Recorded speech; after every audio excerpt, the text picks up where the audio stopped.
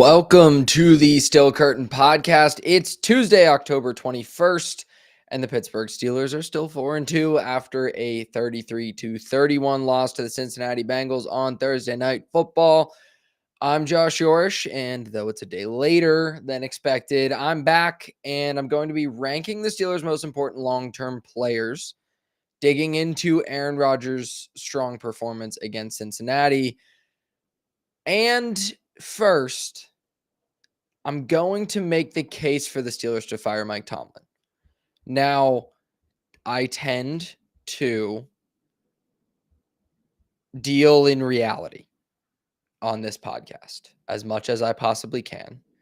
And the reality is that the Steelers probably will not move on from Mike Tomlin, certainly will not midseason, definitely will not, or certainly will not midseason, likely will not after the season, and likely will not until Tomlin decides that his time has come and he hangs it up.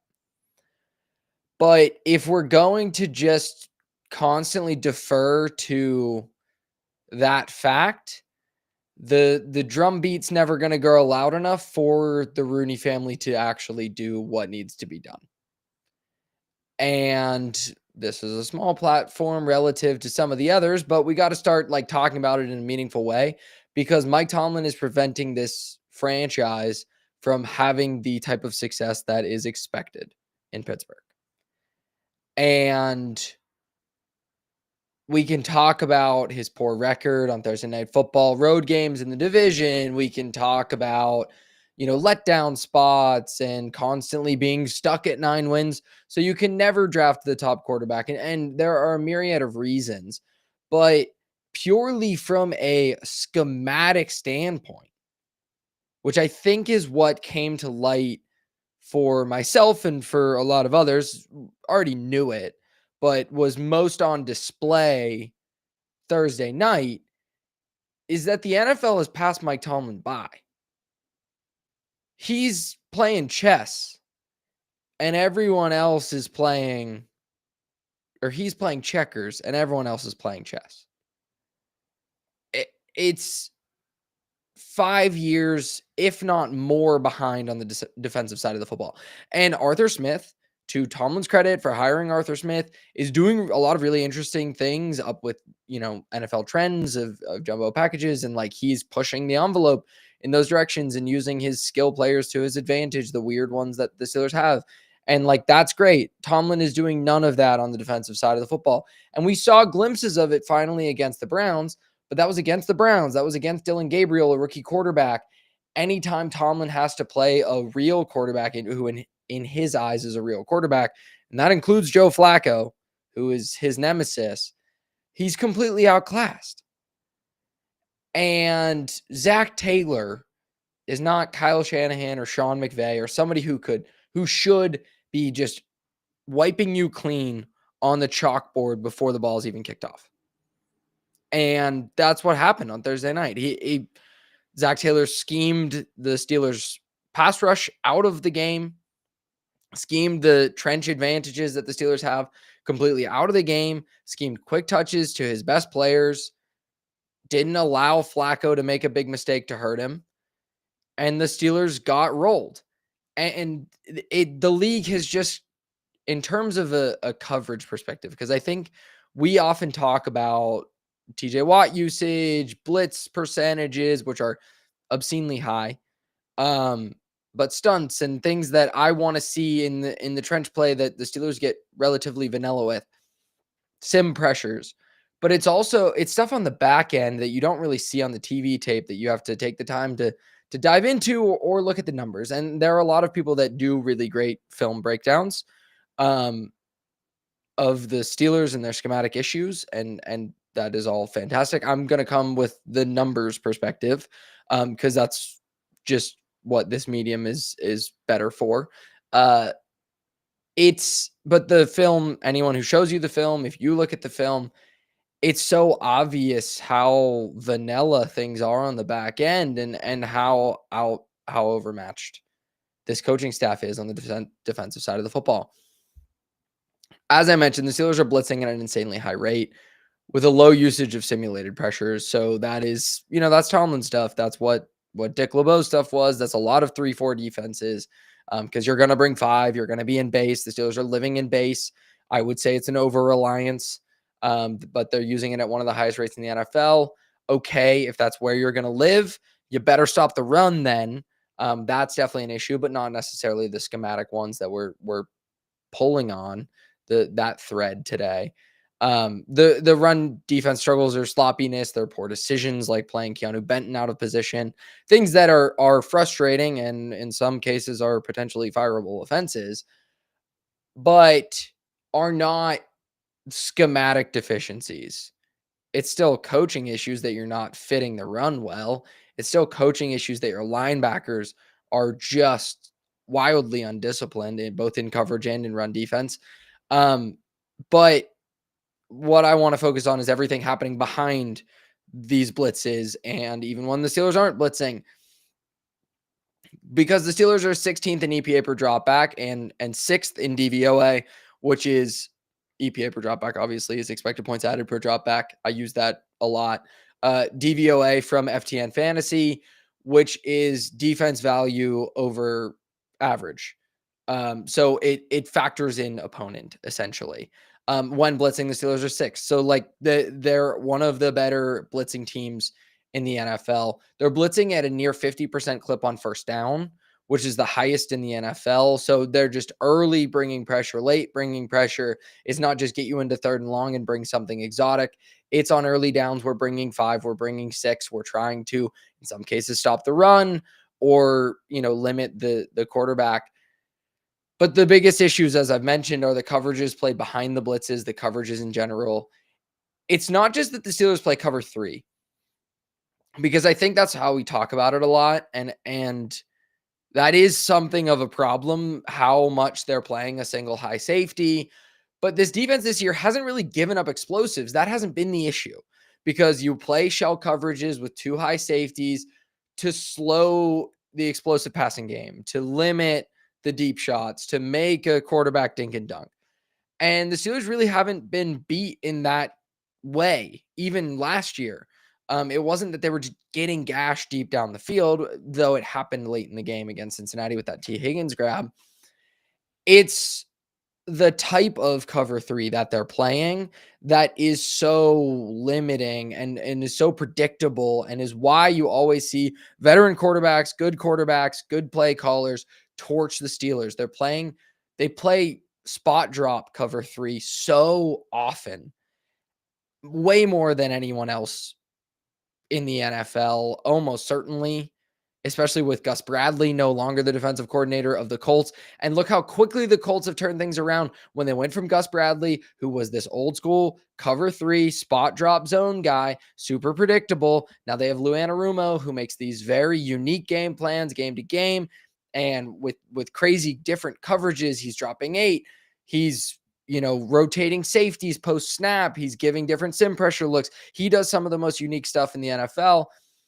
And even on a not so talented defense, they're one of the best in the NFL. They're number 1 in DVOA when blitzing, because they're doing so, and they don't have the blitzers, the pass rushers that the Steelers do, because they're doing so much unique stuff on the back end. And that's just such an important part of this whole defensive evolution in the NFL that we're in right now. It's going away from those Pete Carroll spot drop cover 3 teams that dominated in the 20 teens a decade ago, when they were, largely winning with talent and, big hitters and stopping the run. And then you saw Sean McVay, these other innovative offensive play callers spread things out more, take shots, stretch the field horizontally and vertically and towards those defenses. So everyone adapted. And now it's the Vic Fangio tree is kind of proliferating, right? That's what you hear about so much. Some of it is Mike McDonald stuff, which is the simulated pressures and things like that. But Fangio, more specifically, it's not just that he plays cover 4 with 2 deep safeties. It's a man match, like pattern matching zone cover 4, with the deep safeties to limit explosives, but they're largely man principles underneath. And that's why you saw the Eagles invest in Cooper DeJean and Quinion Mitchell, and they had Darius Slay. And now that they don't, it's a big problem because they do rely on their corners quite a bit. They don't blitz a whole lot. It's somewhat predictable. I would never call a Vic Fangio defense predictable. There are principles to it, though, that you can kind of attack, but it's not just spot drop cover 4. Like they have rules that are a lot harder to break, right? When you're playing with different man match rules or pattern matching rules or just different than spot drop zone, which is you get to a spot, you cover whoever is in your area. It's a lot tougher for those play callers to break that defense schematically. Like Kyle Shanahan broke that Pete Carroll system in 2016 with the Falcons and completely torched them. In Mike Silver's book, The Why is Everything, about kind of that Shanahan tree and everything, it breaks down, I think, that specific game. That's one of the books that I loved reading this summer. But those rules are easy to break and everyone else adapted and the Steelers really haven't. And you see anytime they go against a veteran quarterback and a team that can either match their talent or has a better play caller, they get cooked. For example, Shanahan versus the Steelers, he's 2-0, 24-21 in 2019, despite 5 turnovers, which means you're doing a lot of things offensively if you can still put up that many points and win with 5 turnovers, and a 30-7 win in 2023. When you're just playing this type of cover 3 and your roles are pretty basic, you can flood the zones with crossers that are tough to pass off. You can overload and flood one side of the zone so you get numbers and it kind of just breaks the leverage of that defense.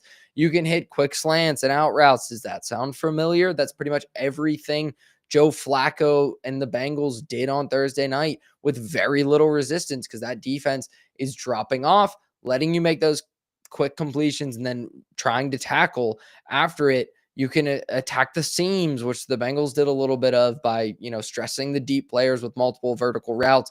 There's just a lot of ways to out leverage that defense. Not saying it should have no place in the NFL, but when it's your base, when it's your bread and butter in 2025, you're going to get cooked. And the Steelers, with a very talented defense, are regularly getting cooked. The Steelers are 21st in EPA per dropback versus slants and quick outs this season, 23rd versus in-breaking routes, 25th in NFL in opponent yards per attempt when blitzing with cover 3 behind it, 19th in EPA per dropback in those scenarios. They use the 5th most cover 3 in the NFL just in terms of pure total dropbacks, which that's with a bye. So they might be number 1. 20th in EPA per dropback, despite playing a lot of terrible quarterbacks. 25th in DVOA, which obviously adjusts for opponent, and 28th in success rate. And that's really the big thing. Like EPA is swung by explosives. So it moves more that way. That's why a lot of times it's a better stat because those explosives are the things that you're hunting in a lot of ways. But in terms of just down to down efficiency, down to down success rate is that number. So, combining them or looking at success rate and explosive play rate is one I really like to look at. The Steelers are 28th in success rate when playing cover 3. So it's not that cover 3 is bad. The Steelers cover 3 is bad. It's so easy for teams to have answers. And the Steelers have played the most snaps of single high in the NFL this season. So that includes cover 1 looks. To the Bengals game specifically, it's not just Joe Flacco that knows how to beat this defense because he's seen it so often. It's other coaches in the division. We saw the Ravens absolutely torch the Steelers in the playoffs last year when they have time to game plan or when they even don't. It's a short week with a quarterback you traded for 10 days ago. There's so much institutional knowledge about how to attack the Steelers. And if the Steelers aren't winning up front in the trenches, there really isn't any way for them to win, especially if they're not stopping the run. And they couldn't stop the run against the Bengals. They gave up 97 yards rushing in the first half to a team that was averaging about 52 a game, I believe. But it's the quick passing game that the Bengals completely relied on that neutralized that pass rush, neutralized that defensive line. If you're not disguising things, if you're not rotating safeties post snap, you can get to cover 3, make it look like cover 4, make it look like cover 2. That's what the good play callers are doing now. They're showing sim pressures dropping out into their zones, dropping out into shell coverages. The Steelers did a lot of that against the Browns, and they completely abandoned it against the Bengals. And in general, they don't use it enough to their success. And even that Browns game, there were a lot of drops that could have helped the Browns move the ball way more effectively if they were able to hang on to the ball. To the Bengals game, again, pressure doesn't matter when you're getting the ball out that quickly, when you're allowing that amount of quick targets. Like, if you want to be a team that relies on blitzing at that rate and winning in the trenches, press up, like play some man. The Steelers actually have really good numbers in man coverage, and it stands to reason. If you're playing more press, you're playing more man. Yes, it's harder to survive for longer, but the quarterback's not going to have a long time.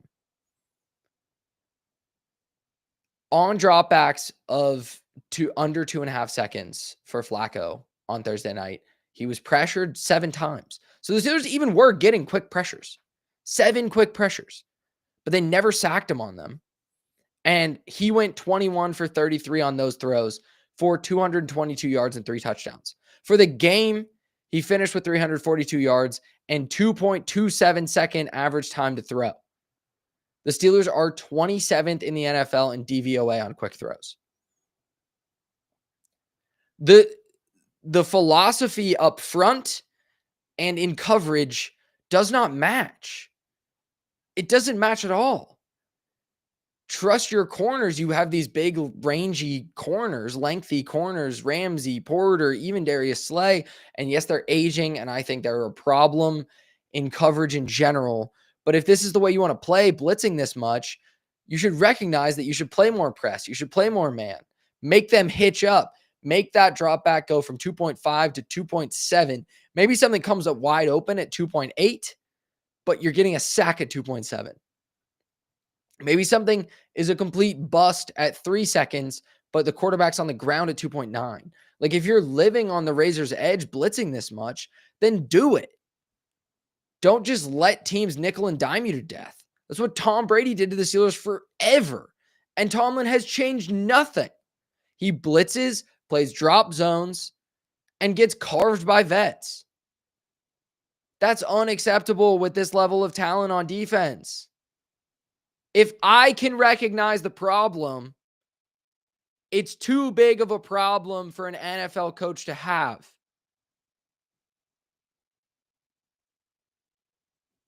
There are offenses, a lot of times you see this issue more on offense, and the Falcons are a perfect example of Zach Robinson, who I think is one of the most disappointing play callers in the NFL, especially considering the talent that he has.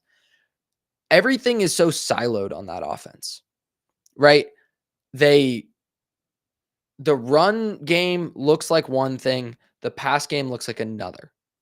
And they run a lot of pistol, which is actually the perfect kind of way to meld those two together. And they don't. It's not married in any way. Like I talk about that with Arthur Smith and the Steelers. You want to marry the run game to the pass game so everything kind of looks the same and you're keeping the defense on their toes. Smith has actually done a really good job of that in recent weeks. Defensively, the Steelers aren't marrying the front end philosophy to the coverage philosophies. If you're going to blitz, then don't just play this quick game, this defense that is so susceptible to the quick game in coverage.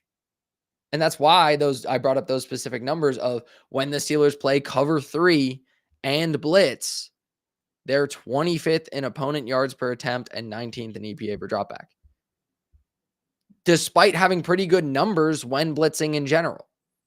When they man blitz, they're much better.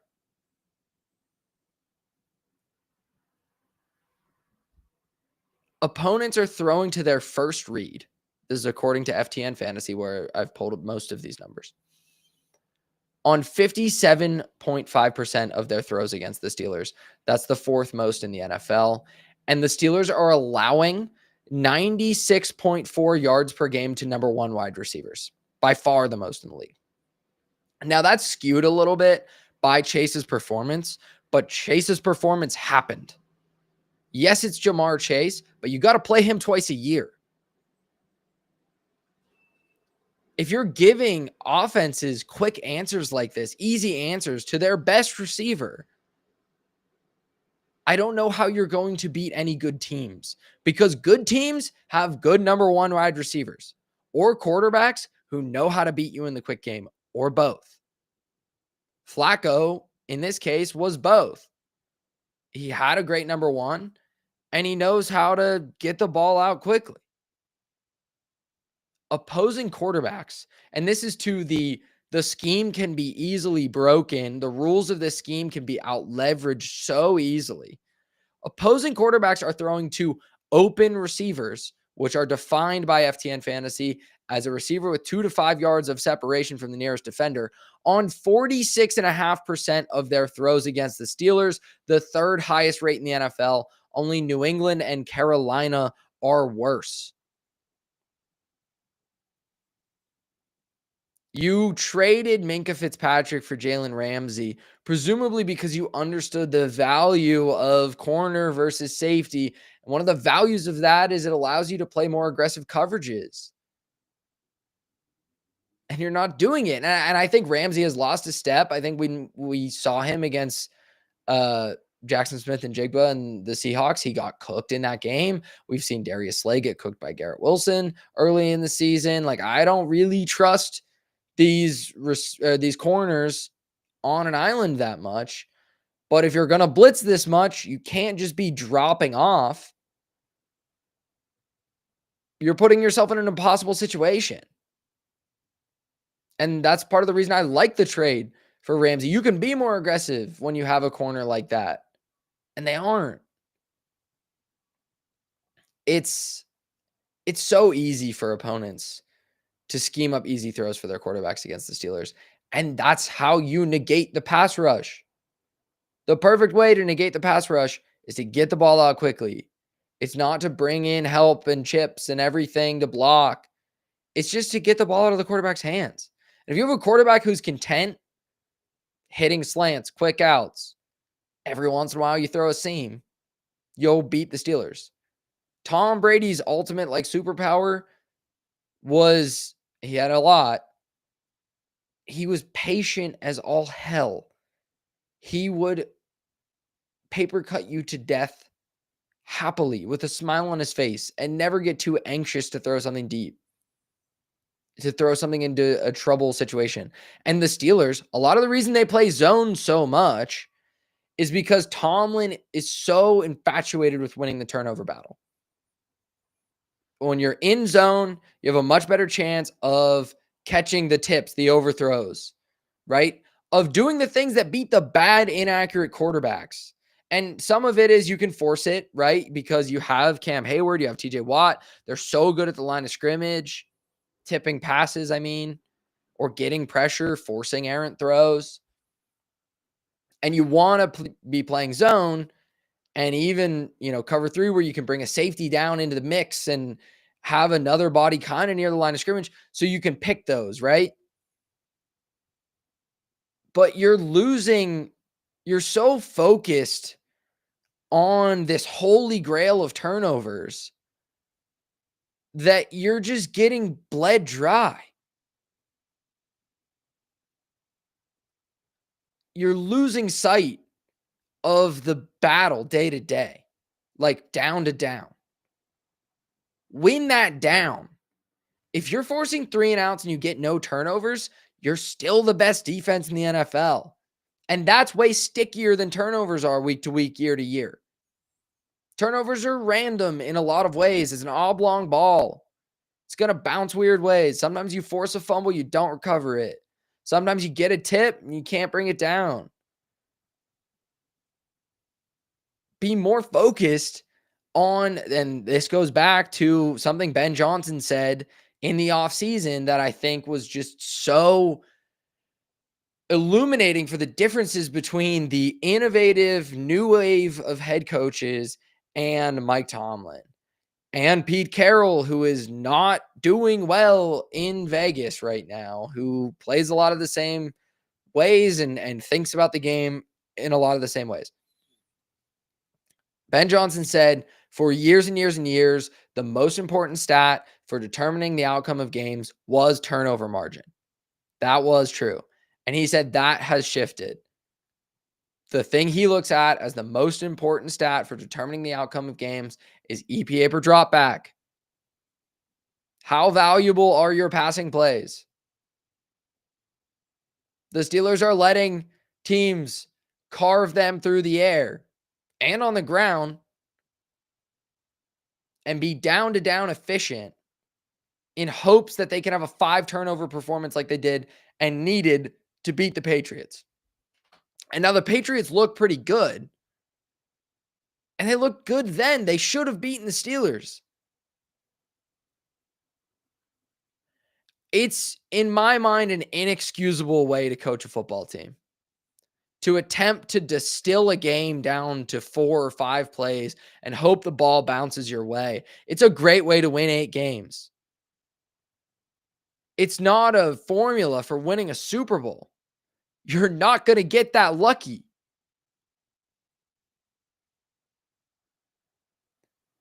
And the way Mike Tomlin has his teams play defense is to try to just luck into turnovers. Yes, force them. Sure. You can force turnovers. But you can do everything possible to force a turnover and it not happen. If you're living to win the down and prevent the EPA per drop back from being a ballooning figure against bad quarterbacks, mind you. That's why the DVOA numbers are worse, and the DVOA metrics will continue to get better as we get a larger sample size. Better in terms of more accurate, not better for the Steelers. I imagine they'll get worse. It's, in my mind, completely inexcusable. And beyond the big picture stuff, beyond the game management flaws, beyond the frustration of just being stuck in purgatory, beyond the playoff losses, this is a coach who is outmatched week after week. And he beats enough of the bad teams and bad quarterbacks to get away with it. And it's got to end eventually. So no, I don't think the Steelers are actually going to fire Mike Tomlin. But I absolutely think that they should.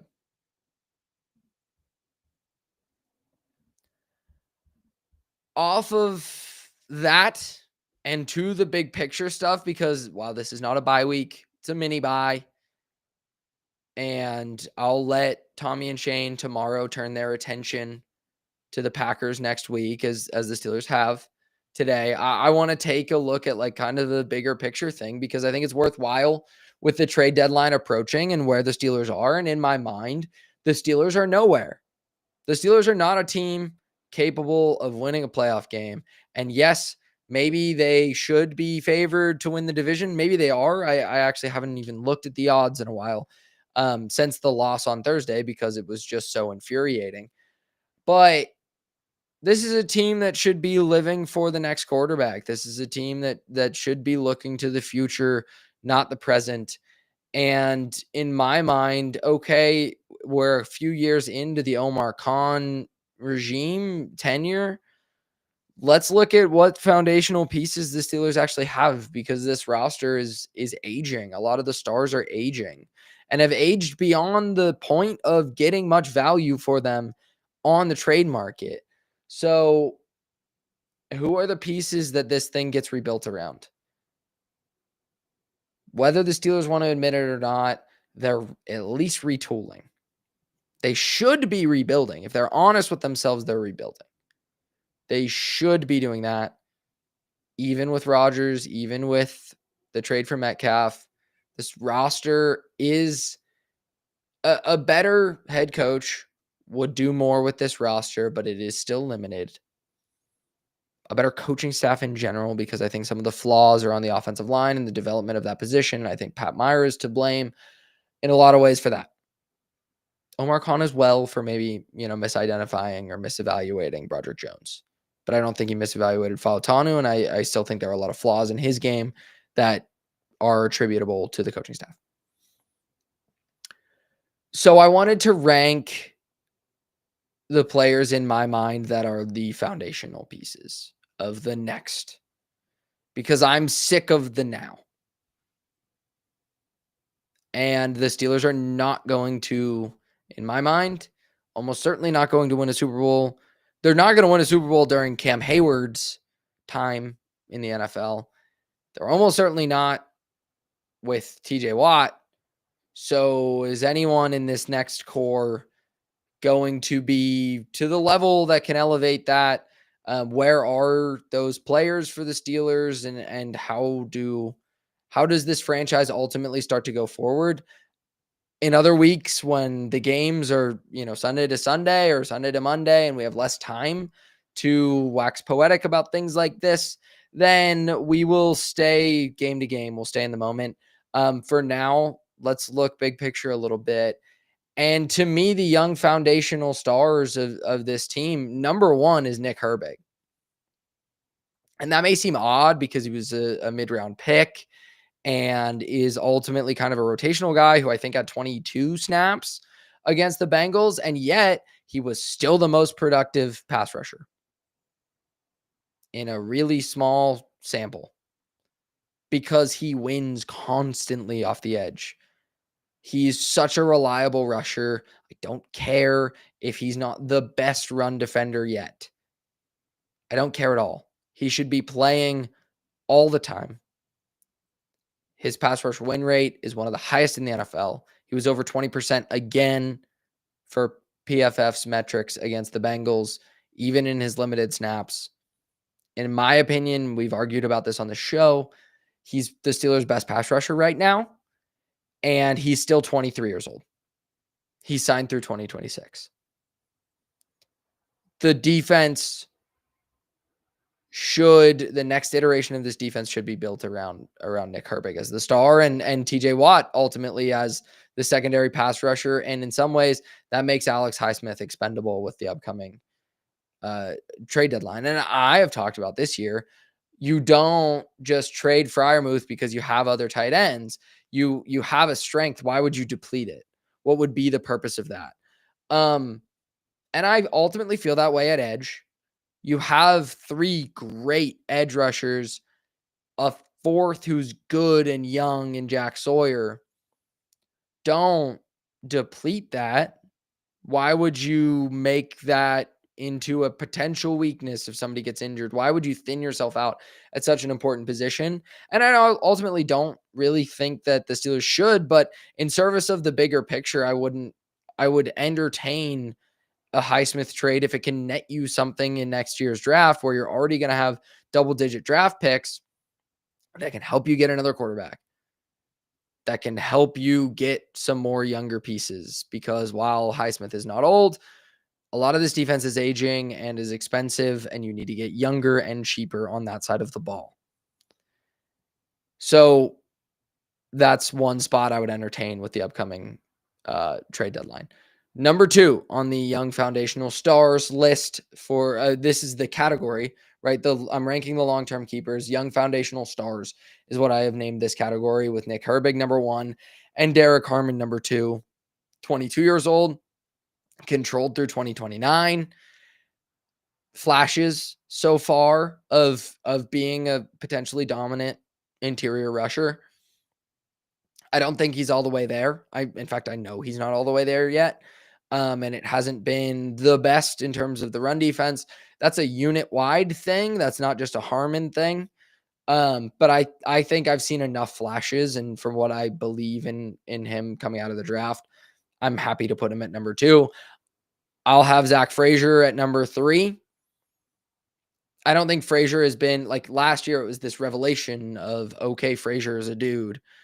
I don't know if he's been that exciting this year, but he's still a center that I think you can rely on long term. And he's 24 years old, signed through 2027. Considering the lack of young foundational pieces on this team, I think Frazier belongs there. I think he's going to continue to get better. And I think he's your answer at that position. And it's disappointing because there should be other offensive linemen on that list, maybe even before Frazier with Jones and Fautanu, considering the capital that's tied up into those two. But I don't have them in this category. And then number 4, the last player in this category, I'm ready to put Darnell Washington there. And that may seem ridiculous, considering the lack of sample size, but he's 24 years old, signed through 2026. He was in the Herbig draft as well, which is what we're calling that draft now. And he's so unique. I mean, he's over 300 pounds and he's a viable pass catcher in the open field who can break tackles and be a vertical threat. He's one of the most unique players in the NFL. And even if he's primarily a run blocker, still obscenely valuable. Just ridiculously valuable in that role. And there's talk of, there was a report, one of the recent games that we didn't really talk about. It was just kind of lighthearted chatter on the broadcast. But the sideline reporter said that they had talked about potentially aging him into an offensive tackle role. And if that's the case, I think he would be great at it. He's an insane athlete with ridiculous size. And then he becomes maybe not more valuable. I mean, more valuable if he's amazing at it. But he's just so unique that he belongs in this category. And the way that they use him to create advantages in the run game he's unlike, there are very few players like him in the NFL. So Darnell Washington will go there at number 4. And then it starts to get pretty thin. Like if you go to the next category I've kind of broken up as young starters and locked up veterans, because the future in the NFL ultimately isn't 10 years down the line. It's 3. It's 3, 4 at most. And that includes DK Metcalf, who I'll put at number 5, 2020. He's 27, going to turn 28 in December, signed through 2029, his age 32 season. I think he's shown a lot as a receiver, not just as the vertical threat that we knew he was going to be, but as a yards after the catch guy. And I think that's really valuable. He's been better than I've anticipated, honestly. And I think he would be a guy learning to play the way he is in the quick game and being that screen guy or just, quick slants or creating after the catch on drag routes, and learning how to play that way is going to be really valuable for the young quarterback, whoever that is, be it this draft or next, because the Steelers are going to have to get a young guy eventually. I think that play style is going to be really valuable. And then somebody who can win vertically is obviously very valuable. So for the immediate future, yeah, he is a very important part of the Steelers offense. I can't put him above those other guys because of the age, and we don't know how that contract's going to age, especially for a receiver at his size. But yeah, I think he belongs in this category as, number 5 on the list in total. Mason McCormick, I have at number 6. And again, it should be Broderick Jones. It should be Fautanu. I have too many questions about Fautanu. I've written off Broderick Jones entirely. And I think McCormick's been really good. He was drafted as this toolsy guard that was going to be a developmental project.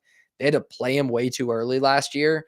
He took his lumps, but he's been really good in the run game. He's very athletic and strong and a valuable guard. And guard has become a more and more valuable position in the NFL, just in terms of actual contract value. Those guys are getting paid. So to have a young one who's controllable at 25 years old, controlled through 2027, that's a valuable piece to have. Number 7, maybe this is wild, but I guess I'll put TJ Watt. Wildly low, wildly high. You could argue both. He's 31 years old. He's under contract through 2028. I don't think the contract's going to age great, but he's been good this year. It's been up and down when he's had opportunities against lesser offensive tackles or depleted offensive lines. He's absolutely torched them, which is what you want out of a player that you're paying, like the Steelers are paying TJ Watt. But I think in terms of this is a value proposition, right? And why he ends up here, he's obviously a better player than the seventh best player on the Steelers. Um, Age is a factor, but it's also like what you're paying him. You're not getting any surplus value on that. Even if he plays at his very best, you're still not getting surplus value, like plus value on that contract. You are gonna be hard pressed to have him live up to it, even as the cap continues to balloon and players will pass him up and for contracts, and they already have. So it's not going to be a completely detrimental contract, but I don't think it's going to age great. And then at number 8, where I kind of like get a little, it falls off the rails a little bit for me. Like Deshaun Elliott, he's signed through 2027. I think he's a really good safety and super important to that back end. Fautanu at 9, Pat Fryermuth at 10. Like it gets tough. And I don't care to necessarily like truly litigate every spot through that top 10, but that's kind of through the end, it tails off. And it's an exercise in, okay, what is this roster going forward? What is locked in? What needs to be addressed?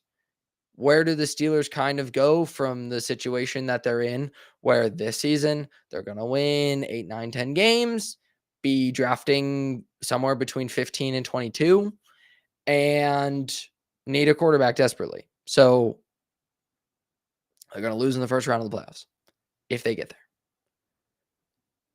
The most valuable positions in the NFL, quarterback, no. Like not on this list. Rodgers has been better than I expected. So yes, for this year, but long-term, no. Edge, yes. In terms of Herbig, Watt, you even have Highsmith, who is not yet 30. But I don't think he's on the level of Watt and on Herbig's level. Wide receiver, yes, with Metcalf, and we're seeing glimpses with Roman Wilson. It's not yes with a stamp. Like you're not good at that position. You need more than one, but I'll give it a yes, like being kind. And then offensive tackle, no. No clear answers at that position. No for sure, these are going to be the guys long term. And you drafted 2 in the first round in recent years, and that is starting to be a concern. I've liked the way that Omar Khan has modernized the Steelers operation in terms of how they give contracts, how they attack free agency, how they're more willing to trade draft picks or make splashy trades. I've loved a lot of what he's done. I've even really liked his drafts. But if you're getting into a situation where 2 of your first round picks are just not looking like foundational pieces and you've had 3 drafts, that becomes a concern. You got to fix that in short order, or the team is going to continue to be stuck in this middling territory, even if you hit on guys like Herbig and Darnell Washington later in drafts. And I anticipate more of those to come because Omar Khan, does a lot of kind of the consensus board, like drafts well against the consensus board, which can be criticized, but ultimately is really what Howie Roseman does. Like he doesn't just look at the consensus boards in terms of, everyone in the internet spaces and whatever, those boards kind of get aggregated and become like a consensus thing. He's not looking at those for reference, but he drafts really well against them. And those have actually been proven to be fairly accurate. So, he's getting a lot of value later in drafts. He's not necessarily stuck to drafting for need. Like Jack Sawyer was a good example of that. And I think he looks like a fairly good player going forward. But failing to develop Broderick Jones and Troy Fautanu, either failing to evaluate them properly, Jones specifically, because I think the Fautanu evaluation is correct. I'm just concerned about the development there, is the biggest detriment to this roster long term. Teams desperately, in my opinion, needs to turn things over, get younger, get a new quarterback, get a new head coach. Other head coaches could win more than the Steelers do with this roster. I feel very confident in that. But that doesn't mean it's a long-term answer for the roster. And if you're going to make a change, I'm not going to live in fantasy land. The Steelers are actually going to do that with Tomlin. But I would like to see this roster start to turn over at some point after this season, because they have a good chance to win this division. So I'm not completely turning the page, but it's just insanely frustrating to know the way Mike Tomlin coaches, and broke it down at the beginning of the episode. I have no faith that they're going to win any big games at any point. So it all becomes kind of pointless. So that's why I wanted to kind of look ahead and see what the young pieces are and look at that, because we know this is kind of a 1-year thing, likely, with Aaron Rodgers. And if you extend it beyond that, I think you run yourself into some pretty serious trouble. So that's where we're at. Before we get into the Rodgers Report, which is one of my favorite things to do every week, if you're a fan of Pittsburgh Steelers football and the Still Curtain podcast, please consider subscribing to the Still Curtain podcast on YouTube. We really appreciate your support. And you can also follow me on Blue Sky at Yourish3, which was up there on the YouTube as well. I would appreciate that support. To the Rodgers Report. This was not his best game. I think that was Cleveland. But it was another good one. 2 interceptions, yes. The second one, DK, you got to hang on to that thing. The first one, deep shot, is a pretty bad throw, bad decision. But that's going to happen. I'm not going to just throw everything out and say, bad game, you turned the ball over twice, it led to points, and you lost. The Steelers put up enough points to win. It was the defense was the reason that they lost, even with the turnovers. Rodgers, and what was most impressive about this performance, and why I even consider saying it's maybe his best or most interesting, is that Rodgers averaged 11.3 yards per attempt with 2 touchdowns and no interceptions, no sacks, with a 4.39 average time to throw and a 136.3 passer rating on pressured dropbacks against the Bengals. That's Rodgers of old stuff. That's getting out of the pocket and creating stuff. And yes, it is a huge caveat that the Bengals are a bad defense with a putrid pass rush, and they did not have Trey Hendrickson. So even when he got out of the pocket and there was pressure, he just bought time and bought so much time. The offensive line was able to hold off that pass rush because there really isn't a threat. So yes, but still outside of the pocket, he's making the off-platform throws that I didn't think were there anymore. Right? He's doing some of the Rodgers stuff, the arm arrogance, throw across your body stuff that can get a lot of guys in trouble, but has worked for him over his career, and he can still get away with it more than we thought, more than I thought anyways. Rodgers, and I mentioned one of the reasons I was down on Rodgers was the guy's superpower is the off-schedule stuff, and I just thought that was gone because it really was last year. He was not good against the blitz. He was not good against pressure. He was not getting out of the pocket. His time to throw was dropping. His average up at the target was dropping. Maybe we're just seeing him get a lot healthier and some of that stuff's coming back. I don't know. I don't know. Maybe it was the Achilles, not the age. But he's getting back to a lot of it. Rodgers has the 6th highest number of attempts per game out of the pocket, according to FTN. 18th in total out-of-pocket dropbacks. The discrepancy there is he doesn't scramble at all. So when he's getting out of the pocket, he is going to throw it. Other quarterbacks get out of the pocket to run or get sacked. Rodgers isn't really getting sacked either. So the total dropback number is lower. But he's creating one. That's kind of to my point, is he's creating when he is getting outside of the pocket. He's 19 for 33 for 306 yards on out of pocket throws. That's third in the NFL in terms of yardage. 7 touchdowns is first. 1 interception, which is a totally fine, like he's not running into trouble. 9.3 yards per attempt, third in the NFL, and 0.311 EPA per dropback, second. By EPA per dropback, he's the second most efficient out-of-pocket passer in the NFL right now at 41 years old. Sam Darnold is number 1, and that may, you may recoil at that of like, oh, are these numbers, is this kind of flawed? It's Sam Darnold. Sam Darnold has been ridiculously good this year. So to be in that company is, the Steelers fans saw it. He is a different quarterback. He's very good, especially out of structure this year. 12th in DVOA. And that's the one that's okay. Yeah, you're playing bad defenses. But the raw numbers are still really good. And the good defenses are coming up. He's going to be facing Micah Parsons and the Packers. And they have their flaws, but they can get after the quarterback. Parsons had 3 sacks this past week. They're going to be motivated to get after this quarterback in particular.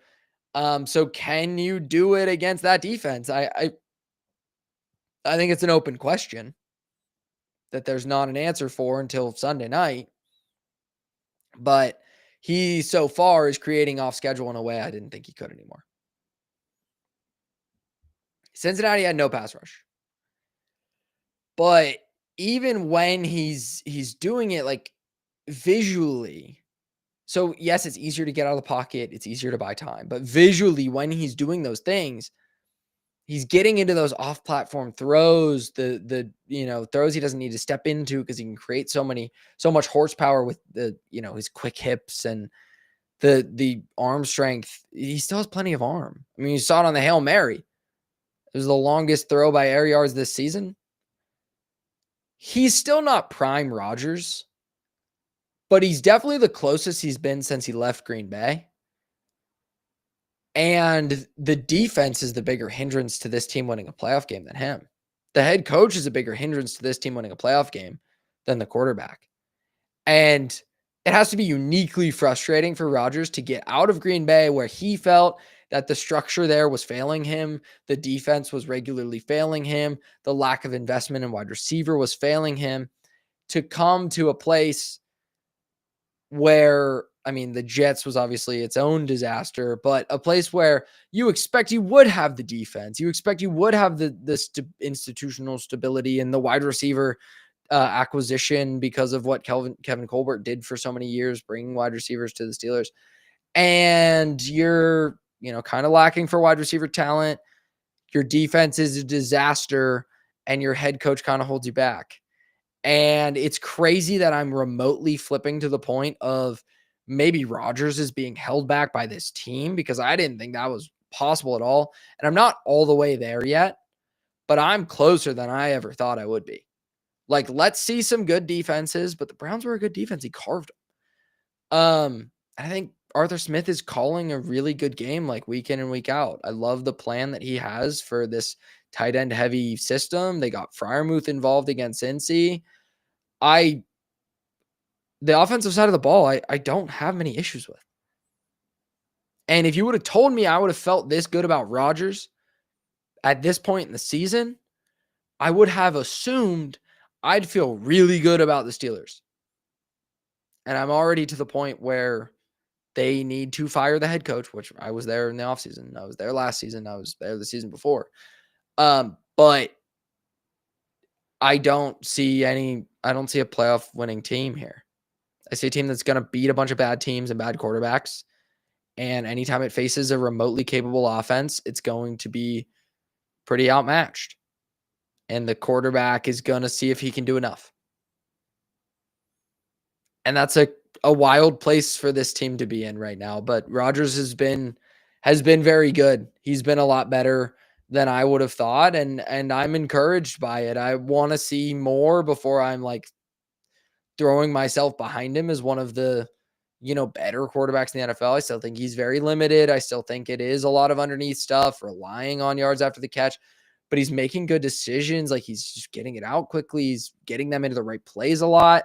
That was something I had a concern about because last year with the Jets, I don't think he did a good job setting protections. I don't think he did a great job, like, always having them in the right call. This year he has, and they're finding answers offensively that I didn't think were going to be there. So if he can continue to access explosives off structure, like out of structure, and they can run the ball like this, it's a pretty good offense. And the defense is just a big concern for me. So, I think the ceiling on this team is the same as it ever was, and that's incredibly frustrating. When you have the best quarterback play, like I said, Rodgers is the best he's been since he left Green Bay. This is by far the best quarterback play the Steelers have had since Ben hurt his elbow. This is better than Ben at the end by a lot. So to be at this point in the season where I still feel like it's kind of a lost year and this team doesn't have a ceiling, that's the head coach. And it's time to fire Tomlin. It's been time. It's not going to happen, but it's been time. That's going to do it for me this week. Sorry for the delay. You can thank Amazon Web Services for that. Because some of our back end stuff wasn't really working at 100% yesterday, so we had to delay it till Tuesday. But that is fine. Still able to get some thoughts out, and was able to hopefully dig up some interesting numbers and have an interesting breakdown. Always like, subscribe, share everything, tell your friends, and I'll talk to you again late on Sunday night with Mark Powell for the Instant Reaction Show. Another show tomorrow with Tommy and Shane, so make sure you're subscribed. Until Sunday night, have a good one, and as always, go Steelers.